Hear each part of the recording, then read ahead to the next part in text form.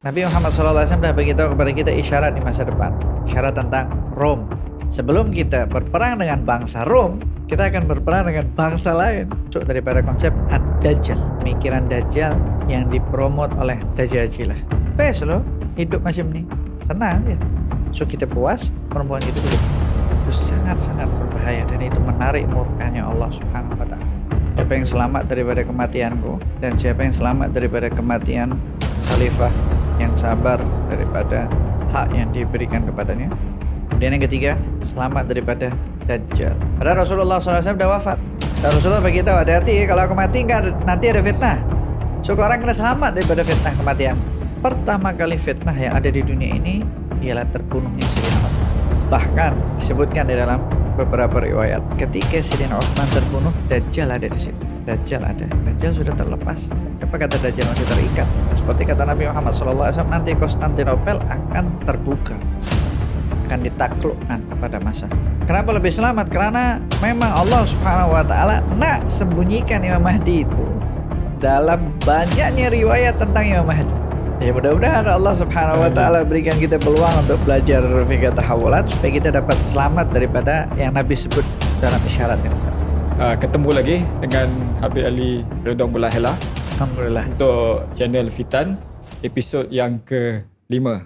Bismillahirrahmanirrahim. Alhamdulillahirrabbilalamin. Wassalatu wassalamu ala asyrafil anbiya wal mursalin Sayyidina Muhammadin wa alihi wa sahbihi ajma'in, amma ba'd. Alhamdulillah kita berjumpa kembali dalam episod yang ke-5 ya. Alhamdulillah episod yang ke-5 ini sesuai dengan topik yang akan kita bahas karena di dalam ilmu fikih tahawulat dia ada 5 jenis ilmu. Jadi di episode 5 kita bahas 5 jenis ilmu tadi. Meskipun kalau kita nak bahas 5 sekali tak cukup masanya. Karena 5 itu dibuatkan kitab khas untuk syarahkan apa makna daripada 5 ilmu di dalam fikih tahawulat. Yang mana di dalam 5 ilmu tersebut dapat membantu kita untuk mengenal apa itu fikih tahawulat. Untuk memudahkan kita membaca masa depan sesuai dengan fikih tahawulat. Ilmu itu tadi yang pertama disebutkan di sini ialah ilmu fiqhun nawaqid wa naqaid wa mudhillatil fitan wa asbabil wiqayah minha fil hukmi wal ilmi wal iqtisad. Ilmu yang pertama itu namanya fiqhun nawaqid wa naqaid. Fikih pencabutan dan fikih kontradiksi atau fikih antitesis. Jadi kalau kita nak menjelaskan lagi makna daripada fikih itu tadi, fikih yang dibahas di dalam ilmu fikih tahawulat ini bukan fikih yang biasa kita sering dengar. Fikih yang menjelaskan tentang sholat itu macam mana, puasa itu macam mana, tak lama lain kita puasa. Kemudian zakat itu macam mana. Nah ini makna daripada fikih pencabutan artinya konsep memahami pencabutan.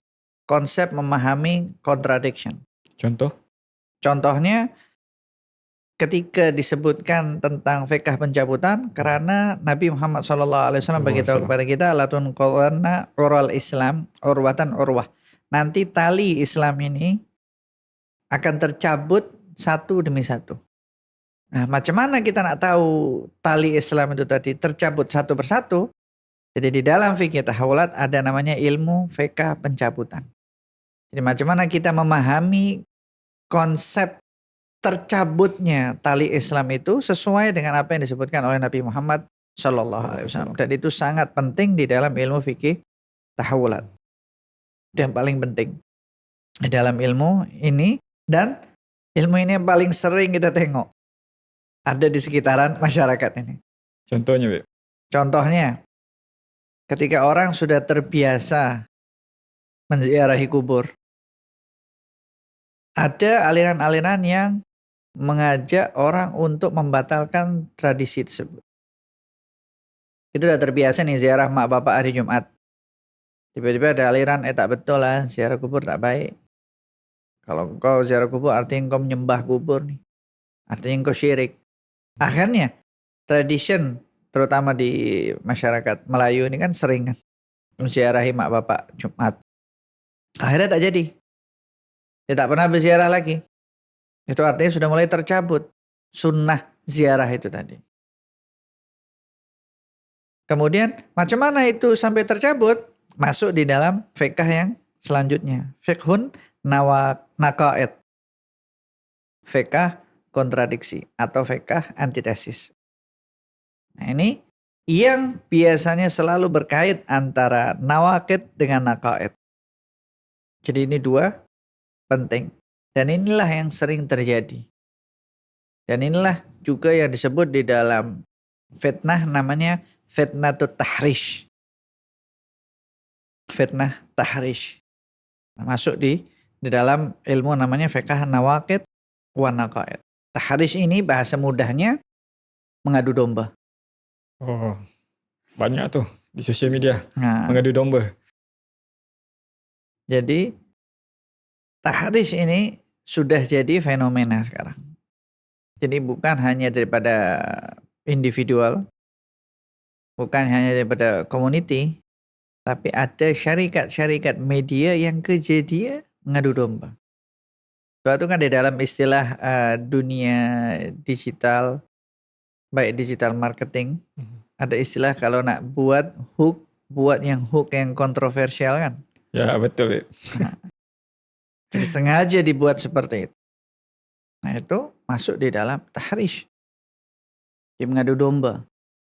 Salah satu daripada jenis mengadu domba itu tadi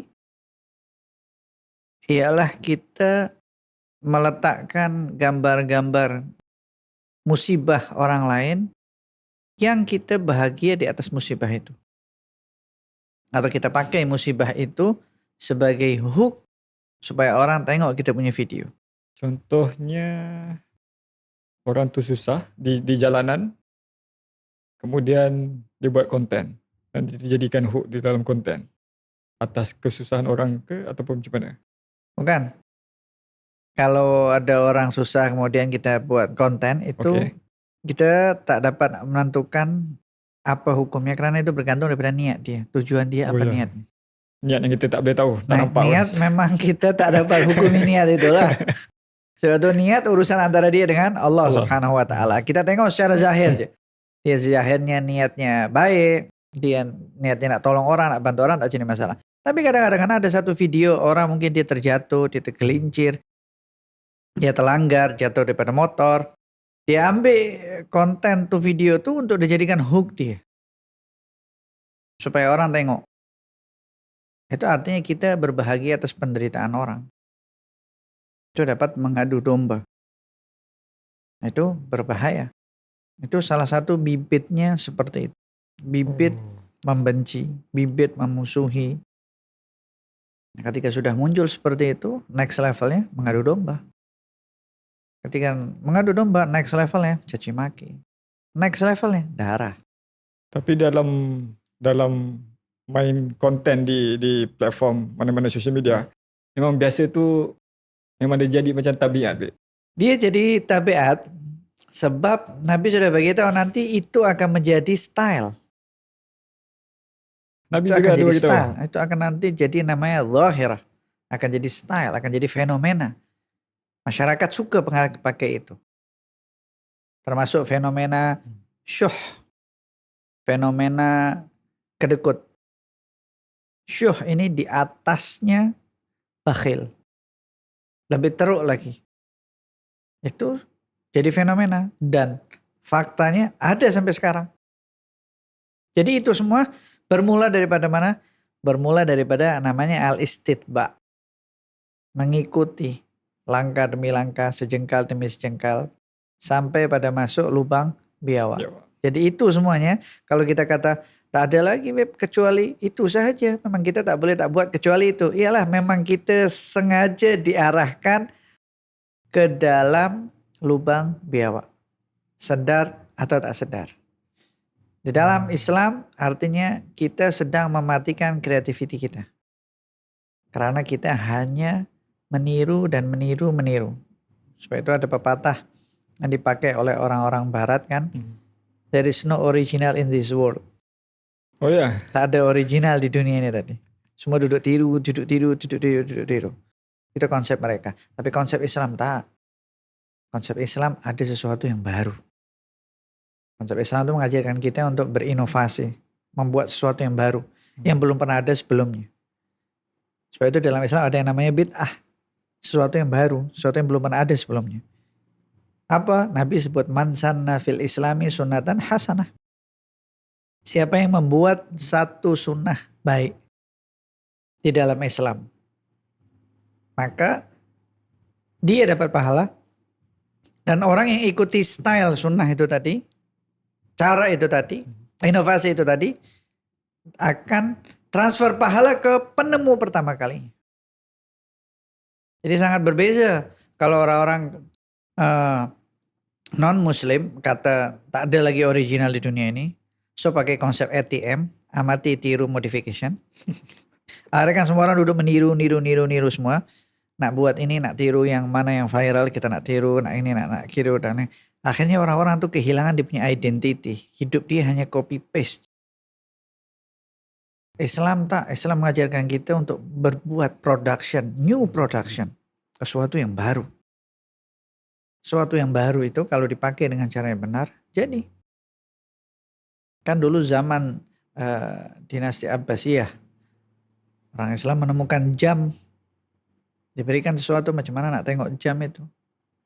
Kemudian banyak penemuan-penemuan yang ditemukan oleh orang Islam. Artinya penemuan sesuatu yang baru. Belum pernah ada sebelumnya. Tapi kita tidak diketahui ataupun dia beritahu. Seolah-olah disorok ataupun diarahkan kepada benda yang lain. Fenomenanya kita dibuat sibuk untuk membaca tentang sejarah tersebut. Tapi kalau kita ada masa untuk membaca, nah senang, kita akan tahu semuanya. Kita kurang baca, kita rajin scroll Scroll ya. Sebab itu kan kadang-kadang habis masa untuk macam-macam semuanya. Nah jadi problemnya karena kita lupakan identiti kita. Karena identiti kita itu Iqra bismi rabbik, baca dengan nama Tuhanmu. Bukan Iqra saja, bukan baca saja tak. Tapi Iqra bismi rabbik, baca dengan nama Tuhanmu. Nah kemudian selepas kita tahu ada namanya fiqhun nawaqid dan naqaid, ada yang namanya mudillatul fitan. Ada namanya mempelajari mudillatul fitan. Mudillatul fitan itu makna yang paling mudahnya fitnah yang dipolitisasi. Artinya fitnah yang diperkenalkan, fitnah yang dipromot dengan politik. Tools untuk promote dia punya fitnah itu politik. Contohnya mengatakan sesuatu ini ada di dalam agama padahal hanya dia pakai untuk kepentingan dia sendiri. Jadi artinya agama hanya dijadikan batu sahaja untuk dia naik di dalam keuntungan baik secara politik dia atau bisnis dia atau macam-macam. Macam tunggang agama. Macam tunggang agama. Atas kepentingan sendiri. Karena fitnah itu yang paling berbahaya dan Nabi ajarkan di dalam kehidupan kita untuk berlindung kepada Allah dari yang namanya mudillatul fitan. Fitnah yang dipromot dengan politik atau fitnah yang dipolitisasi. Sama marketer fitnah. Itu berbahaya. Mereka tahu macam mana memainkan isu semasa. Untuk viral macam mana.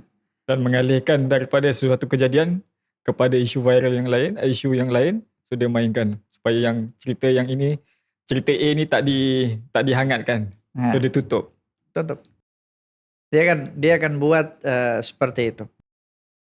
Akhirnya kita sendiri lupa kerja kita sendiri lupa ibadah kita dan berujung kemana? Ke tahrish. Adu domba. Ke ghibah, mengumpat orang. Cara hidup kita caci maki orang. Terus itu akan dibawa sedikit-sedikit sampai ke lubang biawak. Itu tujuannya. Nah di dalam ilmu ini, di penghujung ilmu ini ada namanya wa asbabul wiqayah minha. Cara melindungi diri kita supaya kita tak terkena nawaqid, tak terkena naqaid, tak terkena mutilatul fitan, tak terkena pencabutan agama itu seperti apa, tak terkena contradiction dalam agama itu seperti apa, dan tak terkena fitnah yang menyesatkan atau fitnah yang dipolitisasi di dalam kehidupan. Nanti diajarkan oleh Nabi Muhammad Sallallahu Alaihi Wasallam. Dan Nabi beritahu ketika Rasulullah beritahu latun qadanna ural islami urwah urwah, tali Islam ini akan tercabut satu demi satu. Kullama nuqidat urwatun tamassakan nasul billati taliha, kata Nabi Muhammad sallallahu alaihi wasallam. Ketika tercabut satu, maka masyarakat akan pegang tali yang selanjutnya. Akan pegang tali yang selanjutnya. Apa kata Nabi Muhammad sallallahu alaihi wasallam? Awwaluhunna naqdanal hukm. Yang pertama kali tercabut konsep pemerintahan Islam. Selesai khilafah Rasyidin. Khilafah ada berapa tahun? 30 tahun kata Nabi Muhammad SAW. Selesai itu, sudah selesai. Di masa itu. Kan langsung jadi namanya dinasti Umayyah. Dinasti Abbasiyah. Kemudian diserang oleh Mongol. Baru kemudian muncul, diikutkan khilafah baru. Turki Utsmani. Selepas itu, habis. Masuk masa yang namanya Ghuza. Marhalah Ghuzaiyah. Apa maksud? Fasa buih. Fasa buih itu fasa di mana jumlah kuantiti muslim bertambah, tetapi sudah tak ada quality lagi. Semakin banyak jumlahnya, tapi semakin tak ada harganya. Dan semua kaum muslimin pada masa itu, dia terjangkit penyakit virus wahan. Cinta dunia. Cinta dunia, takut mati. Artinya hidupnya terus fokus untuk dunia. Maknanya ketika itu orang tak kisah pasal agama. Maksudnya hanya nama saja agama Islam, tapi kehidupannya tidak ada apa-apa aktiviti yang agama Islam, contohnya tak solat ke dan sebagainya. Dia akan tercabut sedikit demi sedikit. Sebab itu kata Nabi, tercabut pertama kali pemerintahan. Lepas itu sedikit demi sedikit selanjutnya terus tercabut. Jadi kita nak tengok macam mana tercabutnya konsepnya. Banyak nilai-nilai di dalam agama Islam yang mulai hilang sedikit demi sedikit. Termasuk simbol-simbol agama. Pakai tudung. Di beberapa negara barat kan tak boleh pakai tudung. Masuk sekolah aja kena buka. Tak boleh pakai tudung. Bahkan sudah jadi case dan lain sebagainya. Beberapa negara dia dengan bangganya memegang konsep sekularisme. Bangga dengan memegang konsep sekularisme. Jadi artinya mereka mencabut tudung secara paksa daripada seorang muslimat karena mereka bangga dengan konsep sekularisme mereka. Nah, kena asingkan semuanya. Tapi kita kadang-kadang kita tak mengenal identiti sebagai seorang muslim. Kenapa? Karena cinta kepada dunia dan takut mati. Dan ketika tercabut sedikit demi sedikit, Nabi Muhammad beritahu apa? Wa akhiruhunna as-salah, kata Nabi Muhammad SAW. Terakhir kali yang tercabut ialah salat. Nanti orang sudah malas nak salat. Itu sudah paling terakhir. Orang udah malas nak sholat, bangun subuh malas, zuhur sholat, sibuk makan siang, asar minum kopi, maghrib jam dalam jalan, nak balik kampung, nak balik rumah, isya dah penat dah, tertidur lah, bangun-bangun dah nak kecil lagi besok. Jadi ketika orang mengetahui apa solution ataupun apa yang dia perlu buat, yang pertama kali yang dia perlu buat, dia kena kembali kepada Rasulullah SAW. Karena orang yang seperti itu, rata-rata dia tak akan dapatkan ketenangan. Dia tak tenang, hidup dia tak tenang. Meskipun dia ada duit banyak. Sebab di dalam diri manusia itu ada namanya ego rakus. Ego tamak. Memang Allah letakkan di dalam penciptaan manusia. Dia ada egonya itu tadi. Sebab itu kita diletakkan di dunia. Supaya Allah dapat tahu kita ini lulus ke tak dengan tes daripada Allah. Engkau nak dengar Nabi Muhammad, atau engkau nak dengar engkau punya ego? Kata Rasulullah, tak akan sempurna iman seseorang hatta yakuna hawahu taba'an lima jitu bih. Sampai dia dapat kontrol dan tundukkan egonya atas apa yang aku bawa di dalam agama ini tadi. Ego yang paling kuat, ego namanya harta. Itu namanya fenomena syuh. Syuh. Syuh itu orang yang dia kedekut dengan apa yang dia miliki, tetapi dia masih nak ambil apa yang orang lain miliki. Atau konsep paling mudahnya, make people's money. Jangan pakai duit kau, pakai duit orang aja. Kalau contoh dia ada cash, tapi dia bisnes, dia ada cash 1 juta. Tapi dia tak gunakan 1 juta sebab apa? Dia ada facility dengan bank, sudah pakai duit bank. Adakah itu termasuk? Masuk. Dan dulu case itu hanya ada dalam individual, perorangan ya. Sekarang, community,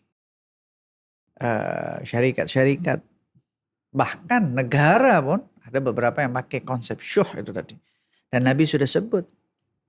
Nanti di akhir zaman ketika masa semakin dekat, artinya cepat tiba-tiba, kenapa ya sudah asar ya, kenapa sudah petang ya, kenapa sudah malam ya, ya Allah dah ujung bulan ya, ya Allah dah habis masa, kita tak rasa. Dan kata Nabi Muhammad SAW muncullah namanya syuh, konsep kedekut yang level tinggi, high level dalam kedekut. Kalau bakhil, dia kedekut dengan apa yang dia miliki. Kalau syuh, nama dia syuh, dia ada nama istilah namanya syuh, artinya lebih tinggi daripada bakhil, lebih tinggi daripada kedekut. Itu dia kedekut daripada apa yang dia miliki, tapi dia nak apa yang dimiliki oleh orang lain. Maksudnya dia ambil apa yang orang punya ataupun dia ambil dia apa yang orang punya. Itu fenomena dan itu panjang penjelasannya. Kita boleh nanti buat ya di episode yang lain. Insyaallah. Insyaallah. Tentang syuh itu sahaja. Nah, itu fenomena-fenomena itulah yang membuat kerusakan yang terjadi di muka bumi. Akhirnya semua syarikat akan mencari keuntungan di bawah penderitaan masyarakat. Dan dimulai daripada orang-orang yang non-muslim. Mereka punya konsep seperti itu. Dan sekarang penyakitnya sudah ada di dalam orang-orang Islam seperti itu. Jadi kalau bakhil, mereka mungkin masih zakat, masih ada dan lain sebagainya. Tapi insya Allah nanti kita bahas pada episodenya. Baik, insya Allah. Nah, kemudian masalah yang tadi yang naqaid, fikah kontradiksi atau antitesis. Artinya sikap yang berlawanan, sikap yang bercanggah dengan keadaan yang sudah terbiasa secara syar'i. Jadi dekat Malaysia ini kan kita sudah terbiasa setiap malam Jumat nih baca tahlil arwah, baca surah Yasin. Tiba-tiba ada sikap daripada kelompok yang melarang benda tersebut. Dia kata ini tak betul, dia kata ini sesat, dia kata ini. Itu sudah ada. Itu namanya naqaid. Ini yang sangat berbahaya. Sebab kata Nabi Muhammad SAW, la ya'tiyan 'alan nasi, la ya'tiyanna 'alan nasi zamanun yukadzabu fihi shadiq wa yusaddaqu fihi kadzib. Kata Nabi Muhammad SAW, nanti akan datang suatu masa di mana yang dusta itu akan dibenarkan, yang benar akan didustakan. Nah kan sekarang sudah terbukti kan. Ya betul. Semua percaya dengan namanya hoax. Hampir sudah begitu. Dan semua tak percaya dengan apa yang namanya kebenaran. Mereka lebih suka ditipu daripada mereka diberikan penjelasan tentang kebenaran. Dan fenomena itu sudah terjadi. Dulu orang yang menipu itu biasanya individual. Seorang, 2 orang. Naik ke kelompok. Sekarang naik ke community. Naik ke masyarakat.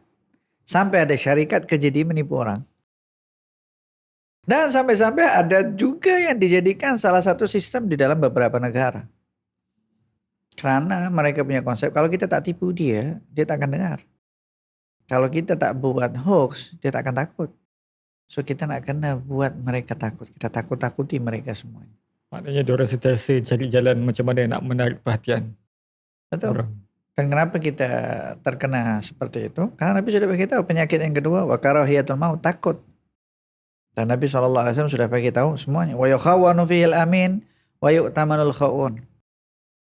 Yang orang sangat terpercaya dikhianati.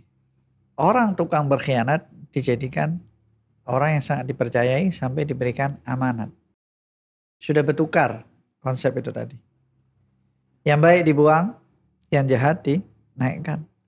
Dan Nabi sudah beritahu ada 15 tanda. Kalau itu terjadi pada kalian, kata Nabi Muhammad SAW, tunggu je angin merah.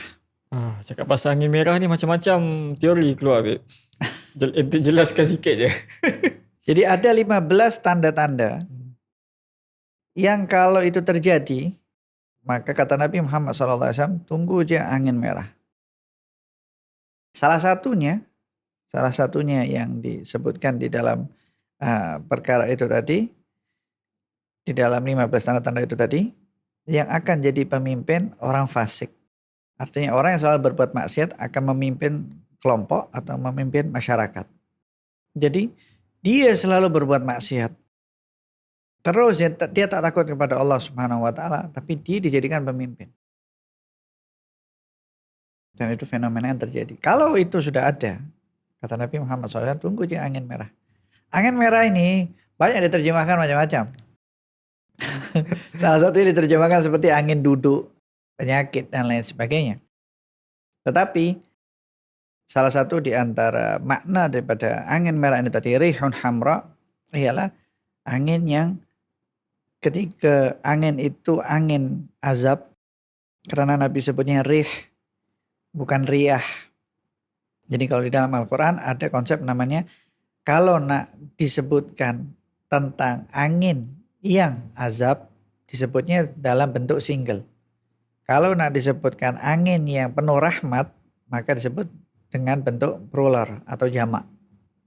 Jadi ketika disebut rih, artinya itu angin azab. Rihun hamra artinya ada angin yang sangat panas, yang akan membuat orang mati seketika itu juga. Ada yang kata angin merah itu tadi maknanya ialah angin yang nanti akan ketika ditiup oleh orang, dia langsung mati. Angin yang terakhir yang terjadi nanti di akhir zaman.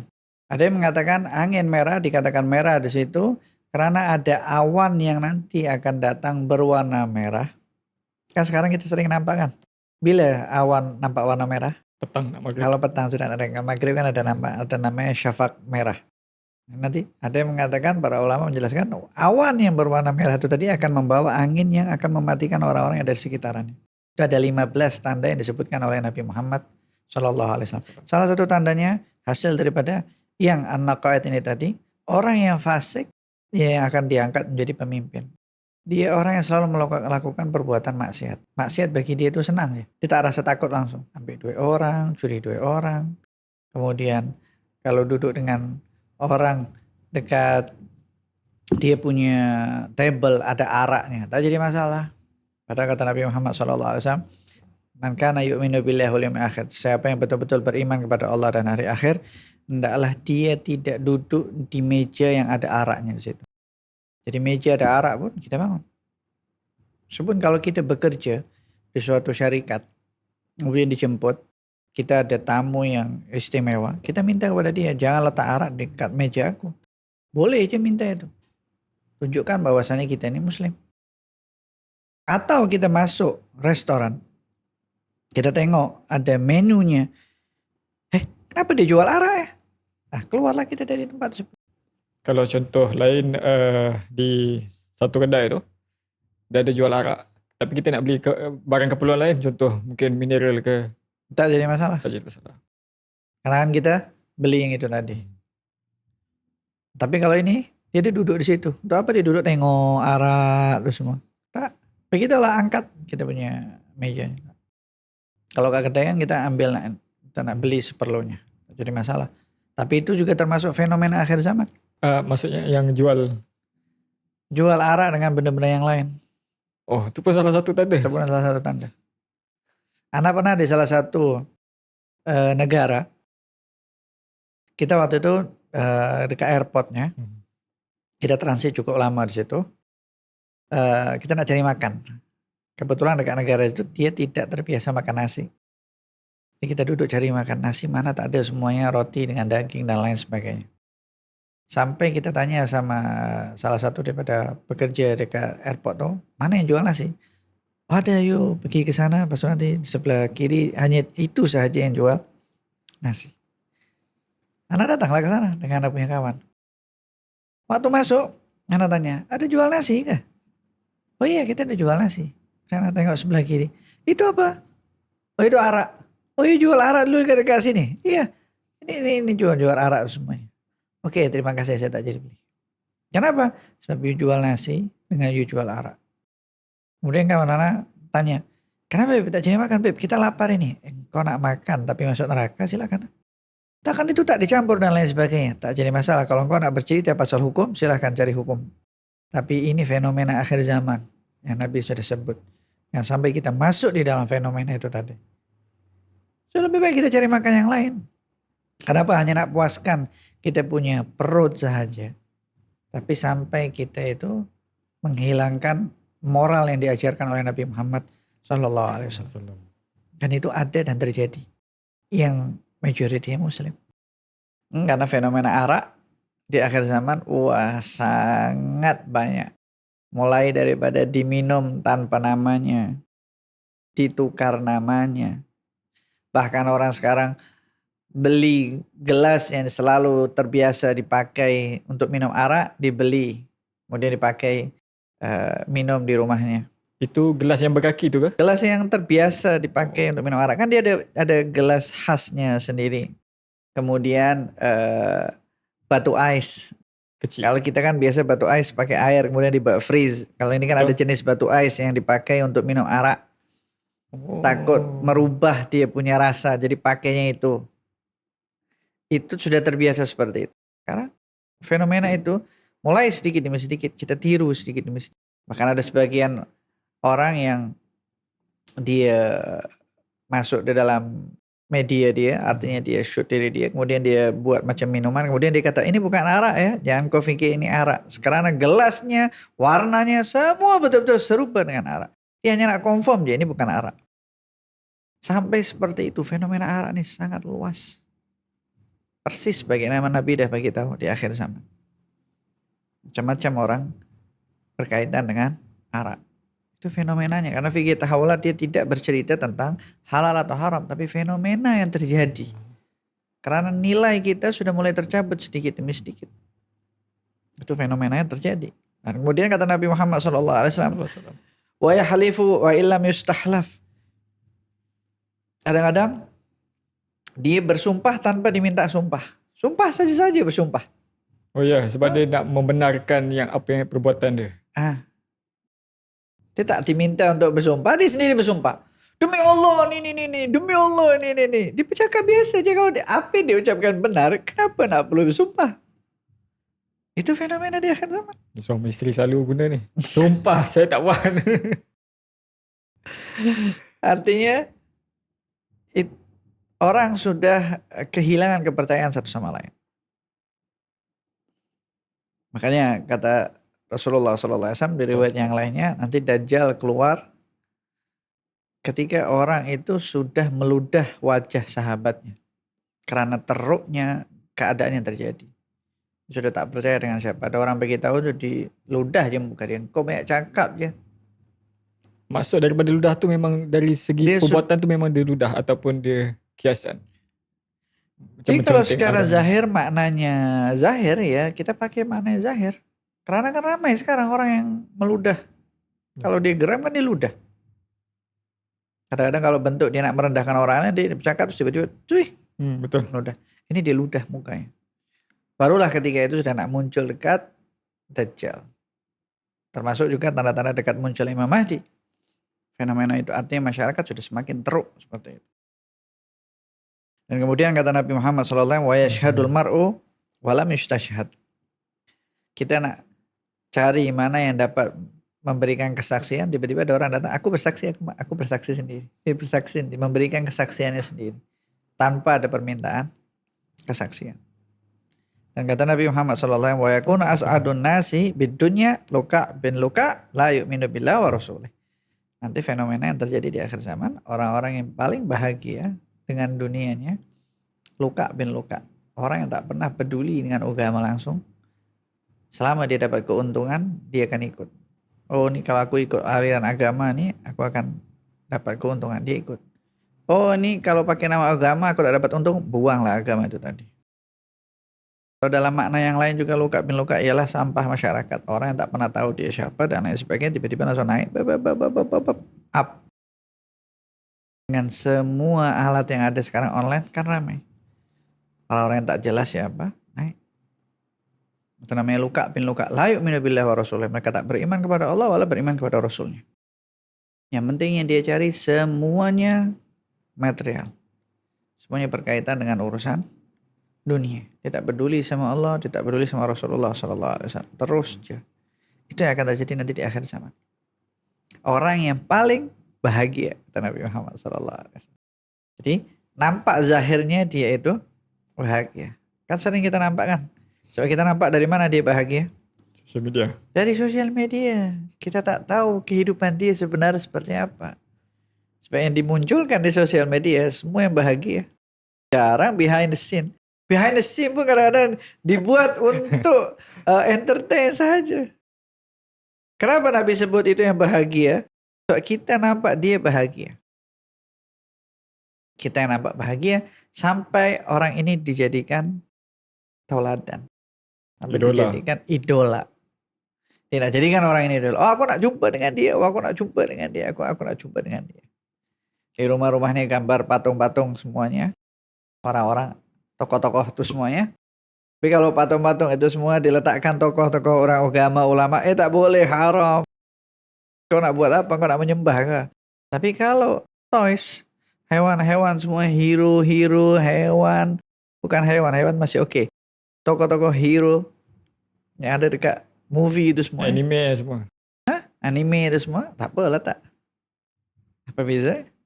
Artinya orang sudah memuja, mengagungkan sesuatu yang dianggap tak baik di dalam agama. Itu fenomena yang terjadi di akhir zaman. Jadi itu Nabi Muhammad SAW sudah bagi tahu kepada kita. Dan itu semuanya memiliki penyakit yang namanya al-munafasah. Bersaing satu sama lain. Karena kalau orang yang berebut dengan dunia dia akan bersaing. Kalau udah bersaing, dia akan tendang sana, tendang sini, pukul sana, pukul sini. Yang penting dia akan terus dapat keuntungan. Dia tak kisah dengan orang siapapun. Yang penting dia dapat kekayaan. Itu yang terjadi di akhir zaman. Itu yang masuk salah satu daripada apa yang disebut sebagai an-naqaid.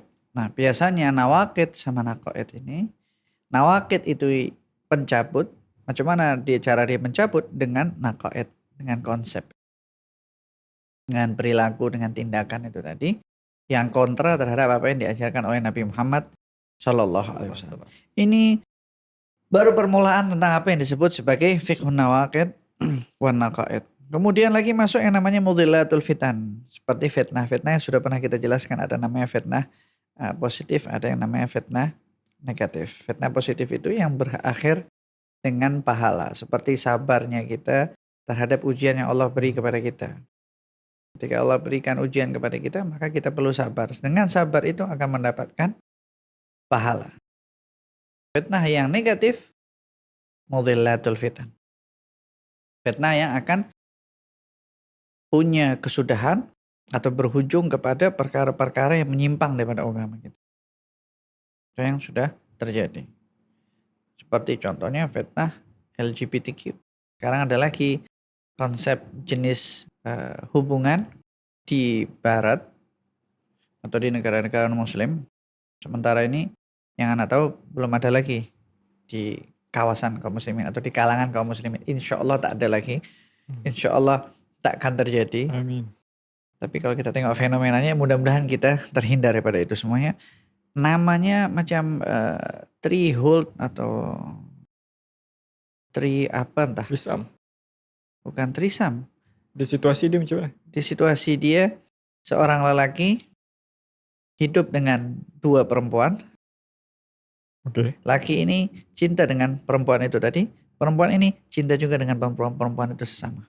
Sudah mulai ada dan mulai dipromot di media sosial. Sebagai education. Sebagai entertain. Itu berbahaya. Fenomena yang terjadi berbahaya.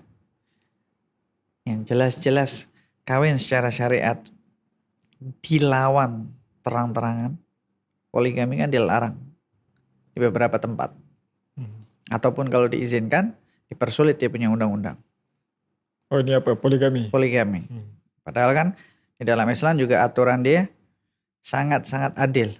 Kalau engkau mampu adil, engkau buat. Kalau engkau tak mampu, ya silahkan. Silahkan ambil satu. Kalau mampu adil, ya silahkan. Ada hukumnya sendiri dalam fiqh. Macam mana cara pengaturannya, macam mana ini ya semua supaya betul-betul adil. Semua bergantung daripada kekuatan orang tersebut. Macam mana dia menerapkan konsep adil itu tadi. Ini muncul mirip seperti itu, tapi metode lain. Konsepnya lain. Jadi seorang laki hidup dengan dua orang perempuan. Yang laki ini sayang dengan dua perempuan ini tadi. Perempuan dengan perempuannya juga sayang. Jadi ketika mereka berhubungan, ya mereka berhubungan. Maknanya ada dua jenis hubungan, perempuan dan perempuan, laki dan perempuan. Ya, betul. Itu sudah mulai ada. Apa tujuannya, Beb? Maksudnya apa slogan yang dia... Itu penyelewengan. Penyelewengan terhadap kemerosotan moral manusia. Naluri manusia seperti itu. Bukan seperti itu. Macam mana dibuat seperti itu? Mudah-mudahan konsep family seperti ini tak sampai ke negara kita. Amin. Mudah-mudahan tak masuk. Tapi sudah mulai dipromot oleh orang-orang barat. Best loh hidup macam ini. Senang ya. So kita puas, perempuan kita juga puas. Itu sangat-sangat berbahaya dan itu menarik murkanya Allah Subhanahu wa taala. Itu yang sangat berbahaya. Itu salah satu termasuk daripada konsep ad-dajjal. Pemikiran dajjal yang dipromot oleh dajajilah. Dan fitnah itu termasuk mudhillatul fitan. Itu yang berbahaya. Fitnah yang akan dikembangkan oleh para marketernya yang akan membuat kita kehilangan moral.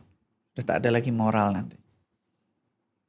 Tak ada lagi had, tak ada lagi batasan-batasan di dalam agama. Karena hidupnya kita ini semuanya ada batasannya. Semua ada undang-undangnya.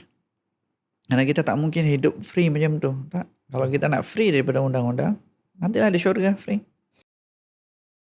Nah, kemudian selepas kita tahu ilmu yang pertama, namanya fiqhun nawaqid wa naqaid wa mudhillatul fitan wa asbabul wiqayah minha, dan cara-cara supaya kita terhindar daripadanya.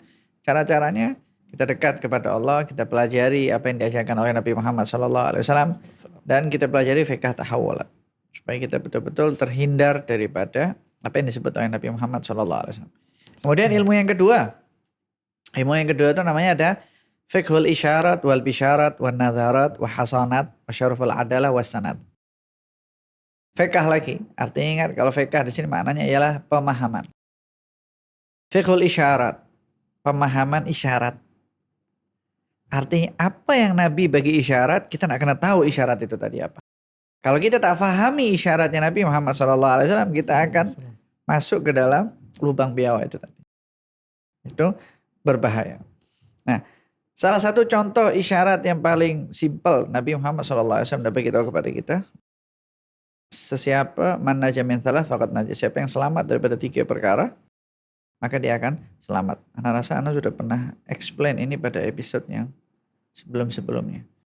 Siapa yang selamat daripada kematianku, dan siapa yang selamat daripada kematian khalifah yang sabar daripada hak yang diberikan kepadanya. Kemudian yang ketiga, selamat daripada Dajjal.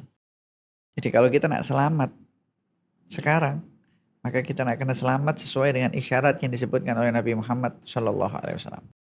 Itu konsep keselamatan di dunia dan di akhirat. Yang selamat daripada kematianku. Rasulullah SAW sudah wafat. Tapi ketika Rasulullah wafat, banyak terjadi fitnah di situ. Betul. Banyak terjadi fitnah. Banyak, luar biasa banyak.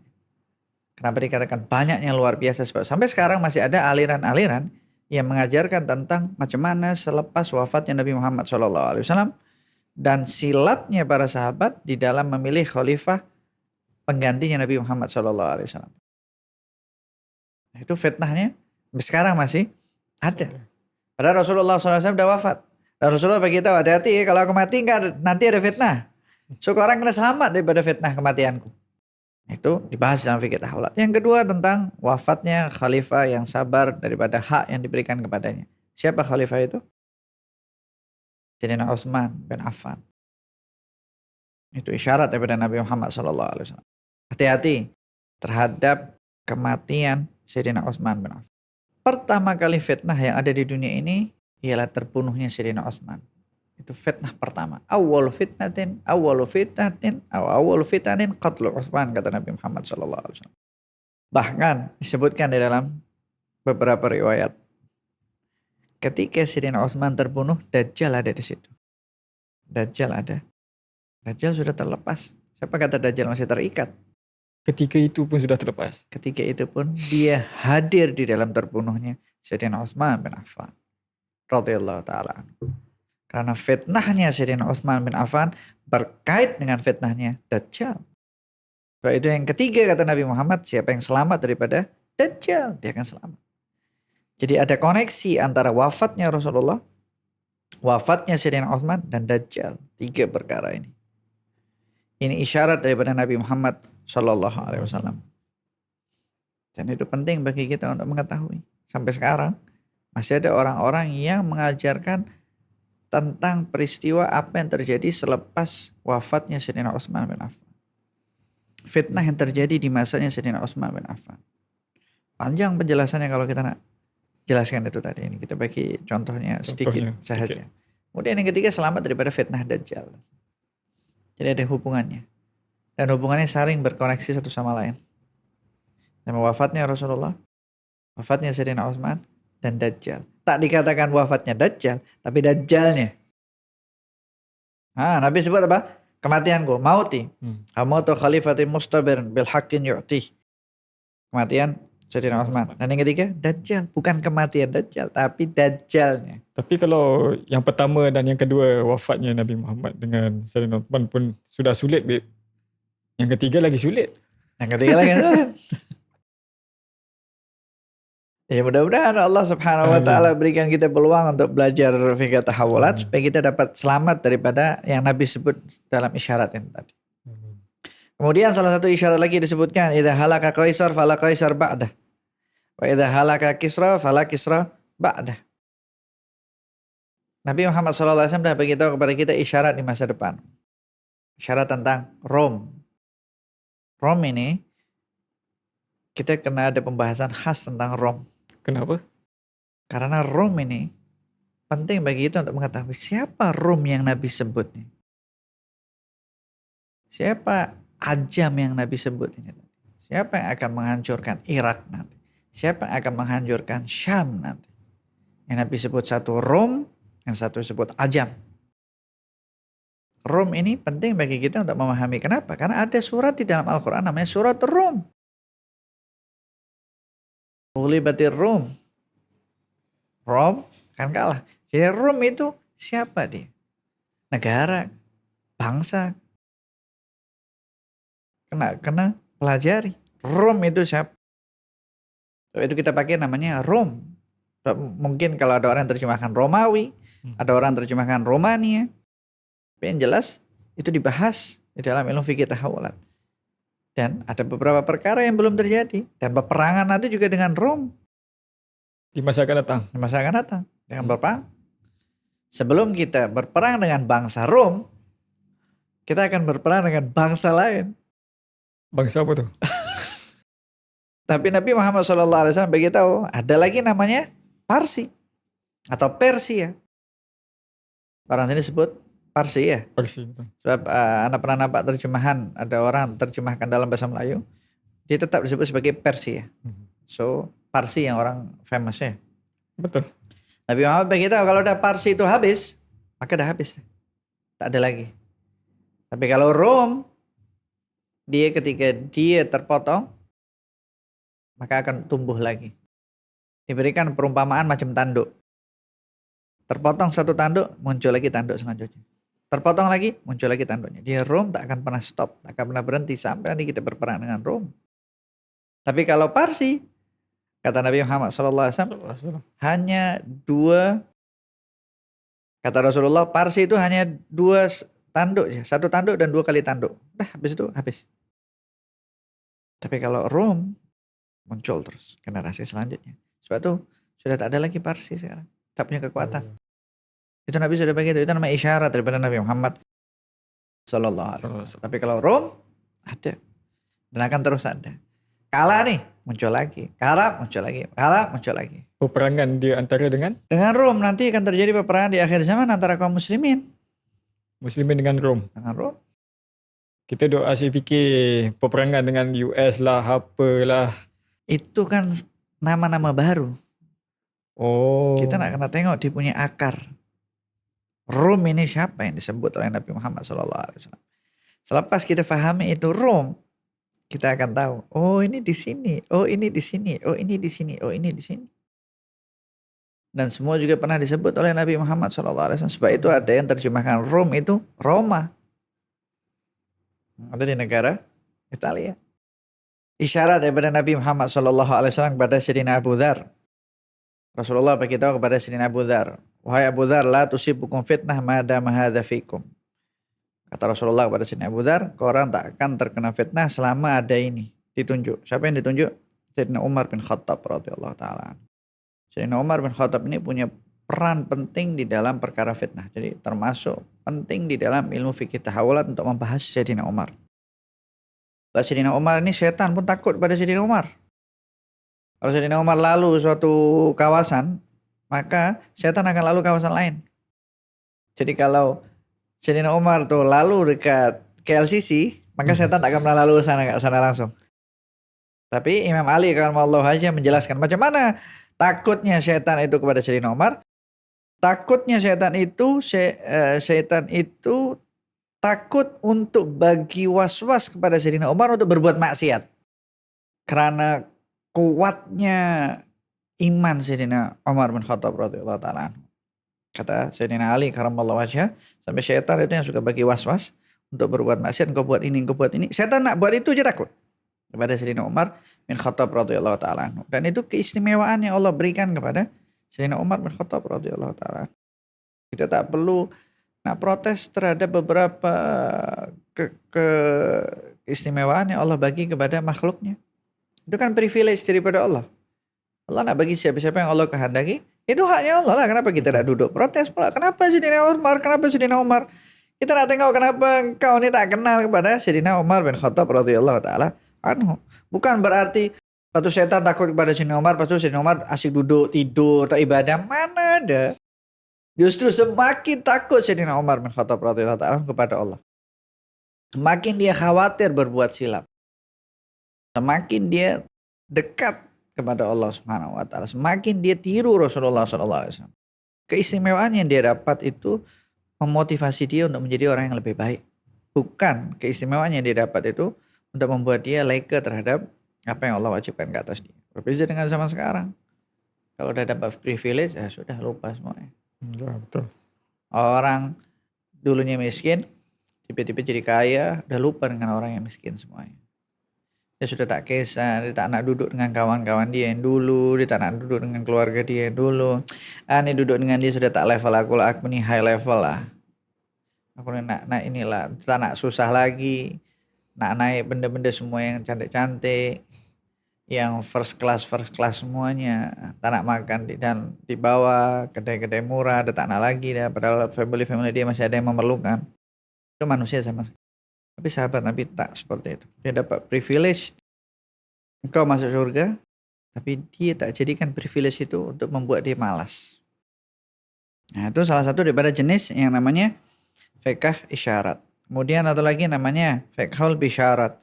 Fiqh memberi berita gembira. Macam mana kita memahami berita gembira yang disebutkan oleh Nabi Muhammad SAW. Biasanya isyarat dengan bisyarat ini ada kemiripan, bukan kemiripan, saling memenuhi satu sama lain. Kadang-kadang ada isyarat itu tadi, yang di dalam isyarat itu tadi berita gembira untuk orang itu tadi. Contohnya, kalau kita nak tahu bahwasanya Nabi Muhammad SAW itu adalah manusia sempurna dan kita diperintahkan untuk meneladani Rasulullah SAW, maka kita nak kena tahu siapa orang yang mirip dengan Rasulullah SAW. Kakaknya siapa? Mirip Ahlul Bait lah. Ahlul Bait keturunannya. Yang mirip dengan Rasulullah. Tak pasti. Sayyidina Ja'far bin Abu Talib. Kenapa kita bilang mirip? Sebab Rasulullah SAW bagi tahu directly kepada dia, asbah ta khalqi wa khuluqi. Engkau ini mirip dengan akhlak aku dan mirip engkau punya bentuk fisik dengan aku. Kata Nabi Muhammad SAW kepada Sayyidina Ja'far bin Abu Talib. Siapa Sayyidina Ja'far bin Abu Talib? Sepupunya Rasulullah SAW. Yang dulu ketika masih kecil dididik oleh pamannya Rasulullah, Sayyidina Hamzah bin Abdul Muttalib. Itu namanya fiqhul bisyarat. Ada berita gembira daripada Nabi Muhammad SAW kepada Sayyidina Ja'far bin Abu Talib. Jadi sebab itulah masyarakat sekitarnya itu betul-betul sayang kepada Sayyidina Ja'far bin Abu Talib. Dan termasuk di antara beberapa sahabat yang pertama kali mereka ikut hijrah ke Habasyah atau Ethiopia sekarang. Yang diutus oleh Nabi Muhammad SAW masih muda ke sana, dia hijrah ke sana. Itu Sayyidina Ja'far bin Abu Talib.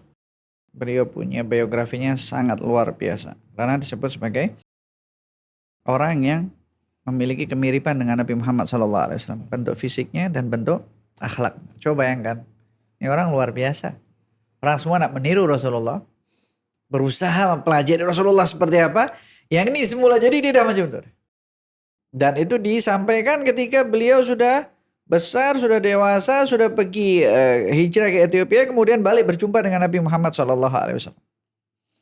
Karena bahagia. Jadi bukan daripada awal kemudian Rasulullah beritahu kepada dia, tadi sudah dewasa, sudah terdidik seperti itu. Dan itulah yang membuat Raja Najasyi sangat takjub ketika nampak Sayyidina Ja'far bin Abu Talib. Ketika Sayyidina Ja'far memberitahukan kepada Najasyi tentang surat Maryam, Kaf Ha Ya Ain Shad, yang sampai Raja Najasyi, anaknya dan keturunannya semua ikut beriman kepada Allah dan Rasulullah SAW. Rasulullah beritahu Najasyi itu abdun saleh, kata Nabi Muhammad SAW. Seorang hamba yang saleh. Disolati, salatul ghaib, kematiannya oleh Nabi Muhammad SAW. Nah, itu namanya fiqhul bisyarah. Ada berita gembira yang disampaikan oleh Nabi Muhammad SAW. Macam mana konsep kita memahami itu tadi? Itu untuk yang berkaitan dengan orang. Kalau yang berkaitan tentang negara, seperti kata Nabi Muhammad SAW, nanti Konstantinopel akan terbuka, akan ditaklukkan pada masa tertentu. Fala ni'mal amiru amiruha wala ni'mal jaishu dzalikal jais. Sebaik-baik panglima, sebaik-baik jenderal pada masa itu jenderalnya, dan sebaik-baik tentara pada masa itu adalah tentaranya atau pasukannya. Bila ini terjadi pada masa Muhammad Al-Fatih, sudah disebut oleh Nabi Muhammad SAW. Itu berita gembira, termasuk isyarat juga. Dan isyarat itu masuk di dalam berita gembira. Akan terbuka nanti Konstantinopel pada masa itu. Yang mana Konstantinopel yang dimaksud ini sekarang ialah Turki, Istanbul. Ada di Turki sekarang. Disebutkan oleh Nabi Muhammad SAW. Dan masalah Konstantiniyah ini tadi, Konstantinopel ini nanti disebut lagi, dibahas lagi dalam fikih tahawulat. Ada dua Konstantiniyah. Yang pertama sudah terbuka. Yang satu yang mana satu ini? Adakah ini sama? Atau ada lagi tempat yang lain? Itu pembahasan lagi. Kalau kita nak tengok, sebab itu ada isyarat daripada Nabi Muhammad SAW. Dan ada berita juga bisyarah daripada Nabi Muhammad SAW. Contohnya juga yang Rasulullah bagi tahu tentang berita gembira tentang seorang personal, seorang manusia yang luar biasa. Nabi Muhammad SAW beritahu, alimu Quraisy yamla'ul arda ilman. Ada nanti daripada bangsa Quraisy seorang yang alim, ilmunya memenuhi bumi. Siapa dia? Dia adalah Imam Syafi'i. Disebutkan oleh para ulama. Yang disebut oleh Nabi Muhammad SAW daripada bangsa Quraisy. Imam Syafi'i kan daripada bangsa Quraisy. Ilmunya di mana-mana, hampir semua, kebanyakan penduduk kaum muslimin mengikut mazhabnya Imam Syafi'i. Kebanyakan seperti itu. Dan itu sudah disebut oleh Nabi Muhammad SAW. Sebab itu kata Rasulullah, jangan la tasubbu Quraisyan. Jangan kau maki bangsa Quraisy, kata Nabi Muhammad SAW. Karena nanti salah seorang yang alim daripada bangsa Quraisy, ilmunya menyeluruh kepada seluruh dunia. Jadi jangan memaki orang Quraisy. Jangan menghina orang Quraisy. Kalau bangsa Nabi Quraisy saja, Rasulullah perintah jangan maki. Macam mana nak maki ahlul baitnya Nabi Muhammad SAW? Lagi spesifik ahlul baitnya Nabi Muhammad SAW. Macam mana lagi nak memaki ahlul baitnya kalau termasuk daripada keturunannya? Lebih spesifik lagi ahlul kisah. Sayyidatuna Fatimah, Sayyidina Ali, Sayyidina Hasan, Sayyidina Husain. Lebih spesifik lagi. Namanya ahlul kisah, orang yang dapat kain yang diselimuti oleh Nabi Muhammad SAW. Pada mereka kemudian turun ayat daripada Allah Subhanahu Wa Taala. Jadi artinya ada beberapa bisyarat yang penting bagi kita untuk memahami makna daripada bisyarah itu tadi. Atau berita gembira yang disebut oleh Nabi Muhammad SAW. Supaya kita ini terjaga daripada zam.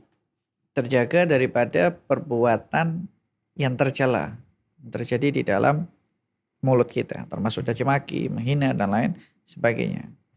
Nah, termasuk bisyarat-bisyarat itu tadi berita gembira tentang munculnya Imam Mahdi. Kemudian turunnya Nabi Isa alaihissalam.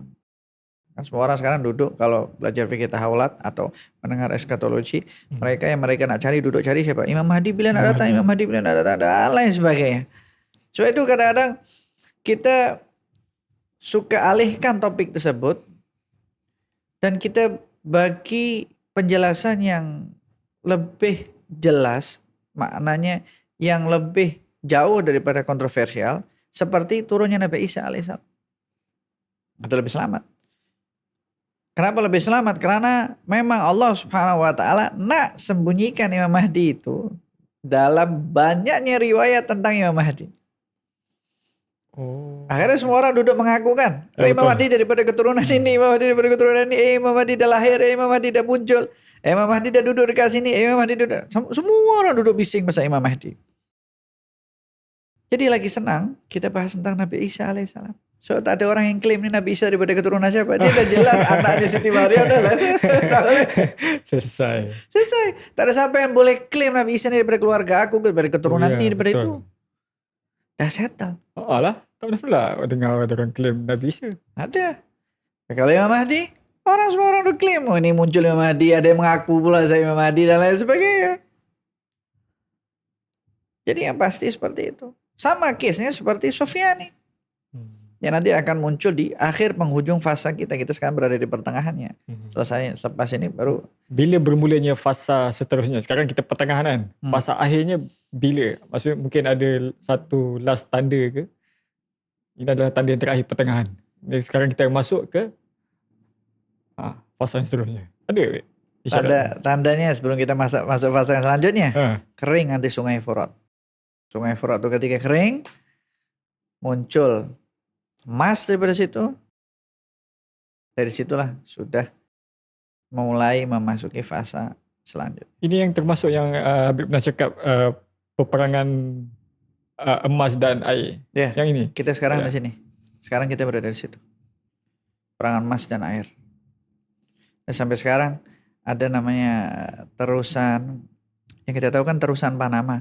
Ada terusan Suez yang kita tahu kan di kawasan Mesir tuh. Ada satu lagi nama terusan itu yang kecil. Mungkin kalau tak silap terusan Panama. Terusan Panama. Itu yang dia bergantung kepada air hujan. Kalau nak masuk nanti airnya dinaikkan, kemudian diturunkan supaya kapal boleh masuk, menjimat masa perdagangan kalau nak hantar macam-macam kontainer di atas kapal yang besar itu semua. Karena sudah mulai airnya berkurang. Mereka sudah nak duduk cari macam mana cara nak mendapatkan air dan lain sebagainya. Padahal air di sekitarnya air laut, tetapi air laut itu mengandung garam atau masin yang luar biasa sehingga mungkin kalau kapal entah dia punya ilmu seperti apa. Sudah mulai nampak akhirnya nak cari lagi nak bentuk terusan-terusan supaya perdagangan itu akan terus berputar. Dan banyak macam-macam yang sudah mulai kekeringan. Di beberapa kawasan termasuk di Indonesia kita pernah nampak satu sungai yang kata Umi Ana sendiri cerita waktu kita lalu dekat situ, dia kata semenjak engkau kecil sampai sekarang nih sungai ini tak pernah kering langsung. Tetapi akhirnya waktu kita lalu dekat situ nampak sungai itu udah mulai kering. Dan bawahnya sungai kering itu semuanya macam jerami, tahu jerami tak? Yang kuning-kuning tuh buat biasa kuda makan. Okey. Apa nama dia? Jerami kan? Kuda makan macam sawah punya ni ke? Macam yang kuning-kuning tuh macam Daun panjang. Daun panjang tuh. Nampak kuning kan? Nah, cakap dengan Umi Ana. Umi coba tengok. Nampak kuning kan? Iya. Nanti di sungai Furat emas yang keluar. Dia kering seperti ini. Dan banyak lagi kalau anak-anak cerita beberapa mata air yang sudah dikuasai oleh beberapa syarikat-syarikat sampai kampung yang dekat situ tak dapat air bersih lagi dan lain sebagainya, diambil buat keuntungan dan lain sebagainya. Banyak kes-kes kejadian seperti itu termasuk perang air dan emas karena kita berada di fasa ini sekarang. Jadi kalau berlaku ketika itu berlaku perang air dan perang emas, apa yang Rasulullah nasihatkan solusi kepada untuk menghadapi fitnah tu? Kalau untuk case yang emas itu tadi yang ada di Sungai Furat yang berada di Irak sekarang ini tadi, kata Rasulullah, fa in istata'ta alla takuna minhum fa'al. Kalau boleh, kalau engkau mampu, jangan ikut pergi ke sana. Jangan ambil emas. Itu kata Rasulullah SAW. Itu yang selamat. So, daripada 100 orang, semuanya saling membunuh satu sama lain, yang selamat hanya satu. Yang selamat hanya satu. Nah kalau dari 1000 orang artinya yang selamat berapa? Dari 100 selamat satu. Dari 1000 ada berapa? Nanti jumlahnya bertambah lagi 100 lagi. Ini macam lagi. Squid Game lah ni. Squid Game tu menunjukkan situasi yang akan berlaku lah. Ya, suasana dia. Squid Game yang pertama lah menurut sinopsis dia. Nah, itu contoh yang paling mudah. Dulu beberapa tahun lepas belum ada movie itu kita waktu udah explain tentang Sungai Furat. Orang semua tak terbayang. Dari mana dia orang dapat idea? Daripada dia orang belajar fiqh tauhid ke apa? Maksudnya tanda-tanda ni. Saya tahu daripada mereka macam mana konsepnya seperti itu. Tapi yang jelas mereka sebenarnya salah satu daripada caranya membuat pembunuhan itu sebagai suatu yang menghibur. Supaya orang itu tertarik. Kan kita orang happy tengok mereka saling bunuh satu sama lain. Nampaknya itu movie Ustaz, itu tipu je, action je, dia berlakon je. Berlakon tapi masuk dalam awal bawah sadar. Coba bawa budak kecil tengok. Iyalah ini movie bukan untuk budak kecil. Iya. Nanti lama-lama engkau menganggap pembunuhan itu benda yang biasa. Bunuh orang demi dapatkan harta benda yang biasa. Persiapan lah. Nanti Sungai Furat bunuh aja. Dia aku dapat emas. Padahal kalau semua orang yang datang ke situ sepakat aja buat deal. Engkau ambil 100 kg, engkau ambil 100 kg emas.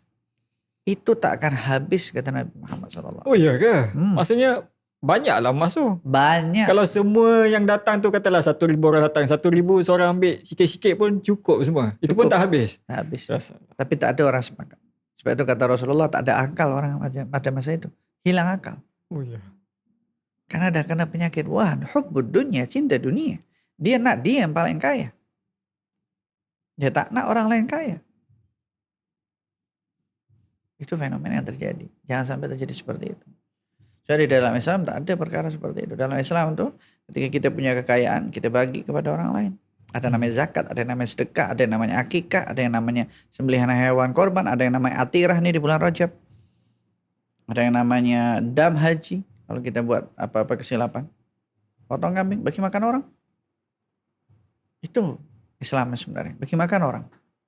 Kenyangkan perut orang lain. supaya dia dapat beribadah, dapat kekuatan untuk cari kerjaan nafkah dan lain sebagainya. Bukan nak kumpulkan emas. Udah pergi ke sana nak kumpulkan emas. Kalau mereka boleh sepakat, itu semua akan cukup, Mas. Tapi tak ada siapa yang nak sepakat. Oh ya. Tak ada sepakat. Kenapa? Sebab terdidik daripada sekarang. Kau nak kena kaya. Ada orang kaya bagi resepinya orang-orang. Ada orang yang dengar resepi dia itu, tipsnya dia itu jadi kaya macam dia. Itu masuk pembahasan yang namanya syuh. Jarang orang suka buka rahasia dia. Kenapa? Karena dia punya ego, tak nak disaingi oleh orang lain. Kalau di dalam Islam, tak ada seperti itu. Dalam Islam ada yang namanya zakat. Supaya orang itu tahun depan ketika dia dapat zakat, dia boleh keluarkan zakat. Sama-sama kaya. Sama-sama menyokong satu sama lain. Tapi penyakit munafasah, ego yang tinggi dan saling bersaing itu adalah konsep yang diterapkan oleh Dajjal. Melalui Dajjal jilah, melalui konsep Dajjal. Moga Allah Subhanahu wa taala lindungi kita daripada itu semuanya. Nah, kemudian juga salah satu daripada fiqhul bisyarat, salah satu daripada memahami berita gembira. Salah satu mereka memahami berita gembira ini tadi ialah berkaitan tentang tempat. Nabi dah beritahu seperti contohnya, ya Allah berkatilah Yaman. Allahumma barik lana fi Syamina, Allahumma barik lana fi Yamanina. Berkatilah negeri Syam kita. Sebab itu negeri Syam, Masya Allah cantiknya luar biasa. Dan berkatilah Yaman kita. Syam terpecah menjadi 4. Palestina, Jordan, Suriah, dan Lebanon. Yaman, yaitu ada Yaman. Itu dua yang pernah dapat doa daripada Nabi Muhammad SAW. Dan doa daripada Nabi Muhammad SAW tidak stop di situ saja. Maknanya Nabi dah mati, maka selesai doanya, tak? Sampai nanti akhir zaman. Ada berkahnya di situ. Itu termasuk yang namanya fiqhul bisyarat. Kita memahami berita gembira yang disebutkan oleh Nabi Muhammad SAW. Seperti Rasulullah beritahu al-iman yamani wal hikmah yamaniyah. Nak tahu iman tuh, imannya orang-orang Yaman. Nak dapat hikmah daripada negeri Yaman. Sekarang kita tengok macam mana yang didoakan oleh Nabi Muhammad SAW, yang digempur habis-habisan, yang dihancurkan habis-habisan oleh orang-orang Barat. Kenapa? Supaya orang-orang itu tak percaya dengan apa yang disebutkan oleh Nabi Muhammad SAW. Nanti orang-orang begitu, coba tengok nih. Tengok mana katanya berkah, hancur pun negaranya. Lepas itu mana satu yang berkah? Betul. Disengaja nak dibuat seperti itu. Padahal bukan seperti itu. Jadi itu salah satu daripada makna fiqhul bisyarah. Bagaimana kita memahami berita gembira yang disebut oleh Nabi Muhammad SAW. Kemudian yang selanjutnya fiqhun nadzarat. Fikah tentang amaran daripada Nabi Muhammad SAW. Kita nak memahami amaran yang dilakukan oleh Nabi Muhammad SAW. Amaran yang disebut oleh Nabi Muhammad SAW itu pernah berkaitan dengan Sayyidina Utsman. Sayyidina Utsman itu diberitahukan oleh Nabi Muhammad SAW. Wahai Sayyidina Utsman, yang maknanya, Innallah muqammisuka qamisan. Wahai Sayyidina Utsman, nanti engkau akan dapat jubah. Kemudian Fa'idha aradakal munafiquna ala khal'ihi fala takhla'hu. Kalau nanti ada orang-orang munafik yang nak cabut engkau punya jubah, maka jangan dicabut. Apa makna jubah itu? Sayyidina Utsman jadi khalifah. Dan Rasulullah bagi dengan spesifik amaran itu tadi, akan ada orang-orang munafik yang nak engkau turun daripada khilafah itu tadi. Ya, sebab itu yang membunuh Sayyidina Utsman orang-orang munafik. Ikut masuk di situ. Sangat panjang pembahasannya kalau kita nanti tidak bahas tentang fiqhul isyarat. Dan ini Nabi bagi tahu amaran daripada Nabi Muhammad SAW. Kemudian juga amaran daripada Nabi Muhammad SAW bagi tahu kepada kita, ana khabikum syurful jun. Tak lama lagi orang akan terkena yang namanya unta hitam. Apa itu unta hitam? Apa syurful jun ya Rasulullah? Qala fitanun ka qita'il lailil mudlim. Unta hitam itu simbol sebagai fitnah yang sangat gelap. Fitnah seperti potongan kegelapan malam. Jadi fitnahnya benar-benar membuat seseorang itu gelap. Contohnya macam mana, Beb? Fitnah yang akan membuat orang itu dia shock, dia tak tahu nak berbuat apa. Orang kalau udah tak tahu dia nak berbuat apa, kan orang sebutkan dia udah buta, dia udah tertutup, dia udah gelap. Nampak tak kalau ada orang stres dia gelap. Kadang-kadang ada orang bunuh orang dia. Kenapa engkau bunuh? Tak tahulah, aku tiba-tiba marah bergadang dengan dia dan naik pitam, aku udah gelap semua nampak. Aku ambil pisau bunuh dia. Dan itu salah satu contoh fitnah yang berkaitan dengan darah. Tapi itu fitnah yang sangat gelap. Kenapa Rasulullah berikan perumpamaan gelap? Karena syariatnya Nabi Muhammad SAW itu terang. Jadi Rasulullah ada beritahu macam mana syariat Nabi itu terang, maka fitnahnya juga terang kalau engkau memahami fiqh tahawul. Oh, ya. Penting belajarnya fikih tahulan. Penting bagi kita untuk memahami tentang fikih tahawulat karena memang ini ilmu yang mengajarkan kepada kita tentang fitnah-fitnah apa yang terjadi sekarang, yang akan datang dan yang lepas. Mengajarkan kepada kita macam mana supaya kita terhindar daripada fitnah-fitnah ini tadi. Itu an-nadharat. Kemudian yang selanjutnya ada lagi yang berkaitan tentang amaran fenomena yang akan terjadi. Nanti insya Allah kita akan jelaskan pada masa yang lainnya karena masa sudah tak lama lagi. Betul. Itu ada beberapa fenomena kalau kata Rasulullah, kalau kau nampak seperti ini, buat seperti ini. Kau nampak seperti ini, buat seperti ini. Diajarkan oleh Nabi Muhammad Sallallahu Alaihi Wasallam. Kemudian fiqh yang selanjutnya namanya fiqhul hasanah. Fiqh kekebalan syar'i. Artinya fiqh kekebalan syar'i ini tadi, macam mana kita tahu ada beberapa orang yang diberikan kekebalan syar'i. Paham ya makna kekebalan syar'i? Artinya orang tak boleh usik dia. Macam orang jadi duta di suatu negara, boleh tak orang-orang usik dia? Tak boleh. Dia ada punya kekebalan semua. Nah, stop dia punya kereta pun tak boleh. Macam kat sini lah kalau ada orang-orang yang punya plat number Datuk kalau tak silap, tak boleh ada yang stop kan. Itu setahu anak seperti itu. Dan ada orang-orang yang seperti itu disebut oleh Nabi Muhammad Sallallahu Alaihi Wasallam. Seperti contohnya Ashabul Badar. Orang yang ikut perang Badar bersama Nabi Muhammad Sallallahu Alaihi Wasallam itu dapat namanya kekebalan syar'i daripada Nabi Muhammad Sallallahu Alaihi Wasallam karena Allah yang sampaikan tersebut. Jadi Ashabul Badar semuanya penghuni syurga. Sebab Allah dah ampuni dosa-dosa Ashabul Badar. I'malu ma syi'tum faqad ghafartu lakum. Kau nak buat apa silakan buat. Aku telah ampuni dosa-dosamu. Makna diampuni dosa-dosanya oleh Allah Subhanahu wa taala. Allah jaga orang ini tadi supaya dia tak berbuat dosa. Itu salah satu contohnya seperti itu.